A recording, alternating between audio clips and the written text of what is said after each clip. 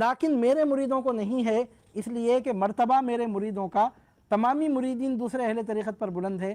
چنانچہ خود حضرت نے فرمایا ہے، سرکار غوث پاک خود فرماتے ہیں البیضۃ منا بألف والفرخ لا یخم، یعنی انڈا ہمارا 1000 قیمت رکھتا ہے، انڈا ہمارا 1000 قیمت رکھتا ہے، اور چوزہ لا قیمت و بے بہا ہے۔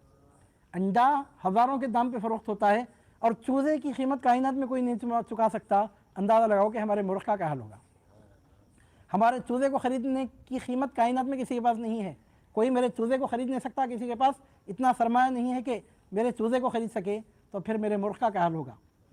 اس کے بعد فرماتے ہیں کہ ارباب طریقت کہتے ہیں، مطلب کیا ہے اس کا، فرماتے ہیں ارباب طریقت کہتے ہیں کہ مراد انڈے سے متخذ اور چوزے سے مبتدی طریقہ حضرت کا ہے۔ اب یہاں پہ سوچنے سمجھنے کی قابل بات ہے۔ غوث پاک فرماتے ہیں کہ ہمارا چوزہ، ہمارا انڈا ہزاروں کے دام پہ فروخت ہوتا ہے، بی1000 1000 کا ہوتا ہے، ہمارا انڈا 1000 کا ہوتا ہے۔ البیضۃ منا بی1000۔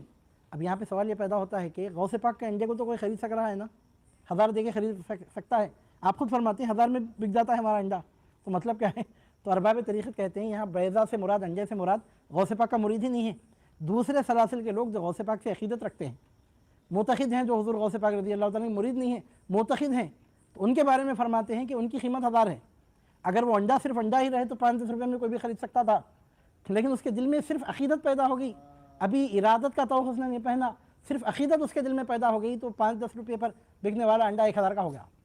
تو یہاں پر انڈے سے مراد غوث پاک کا مرید نہیں ہے، غوث پاک کا معتقد ہے۔ کہ عام مسلمانوں میں جو لوگ صرف عقیدت رکھتے ہیں، ہزاروں لاکھوں کروڑوں لوگ ایسے ہیں جو مرید نہیں ہیں غوث پاک کے سلسلے میں، اور غوث پاک سے برابر عقیدت رکھتے ہیں، غوث پاک کا ذکر نکلتا ہے تو ادب سے احترام سے نام لیتے ہیں، ان کے دل میں عقیدت ہے غوث پاک کی۔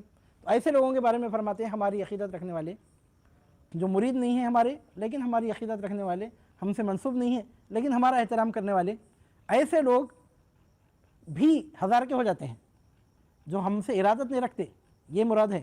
مطلب کیا نکلا اس کا؟ اس کا مطلب یہ نکلا کہ غوث پاک کا مرید انڈا ہی نہیں ہے، وہ تو یا تو چوزہ ہے یا تو مرغ ہے۔ جب تک غوث پاک کے ہاتھ پر بکا نہیں تھا تو انڈے کا انڈا تھا ہوں گا، جس دن غوث پاک کے ہاتھ پہ بک گیا، انڈا نہیں رہا، انڈے میں سے زندہ صحیح سلامت جاندار چوزہ بن کے باہر نکل گیا، اب اس کی قیمت کوئی نہیں لگا سکتا، اس انڈے میں سے چوزہ نکل گیا، تو مطلب یہ نکلتا ہے کہ غوث پاک کے مرید کو کوئی نہیں خرید سکتا۔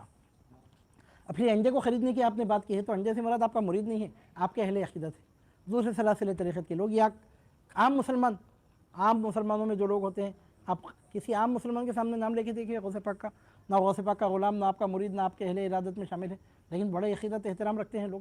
ایسے لوگوں کی جو معتقد ہیں، عقیدت دل میں رکھتے ہیں، ان کے بارے میں فرماتے ہیں ارباب طریقت کہتے ہیں کہ مراد انڈے سے معتقد اور چوزے سے مبتدی طریقہ حضرت کا ہے۔ جو مبتدی مرید ہے سلسلہ قادریہ کا، وہ چوزہ ہے، انڈا ہی نہیں ہے۔ جس دن وہ قادری بنا، اس کے انڈے میں سے زندہ صحیح سلامت جاندار چوزہ باہر نکل گیا، اب کائنات میں کوئی قیمت نہیں لگا سکتا اس کی۔ وہ انڈا ہے کا مطلب ابھی مرید نہیں بنا تھا، عقیدت دل میں تھی، تو اس کو آپ انڈا فرما رہے ہیں۔ اور چوزے سے مبتدی طریقہ حضرت کا ہے، بس منتہی کا کیا حد اور وصف کیا جائے۔ اور یہاں پر سوچنے سمجھنے کی قابل بات ہے، صرف چوزے کا ذکر کر کے سرکار غوث پاک رضی اللہ تعالیٰ نے چھوڑ دیا، مرغ کا ذکر ہی نہیں کیا۔ فرماتے ہیں چوزے کو کوئی خرید نہیں سکتا، مرغ کا ذکر ہی نہیں کیا، یعنی مطلب یہ کہ آپ کے طریقے کا جو منتہی ہے اور جو آپ کی نسبت صحیحہ رکھنے والا ہے، اس کی شان اتنی بلند ہے کہ لوگ سمجھ بھی نہیں سکتے اس کو۔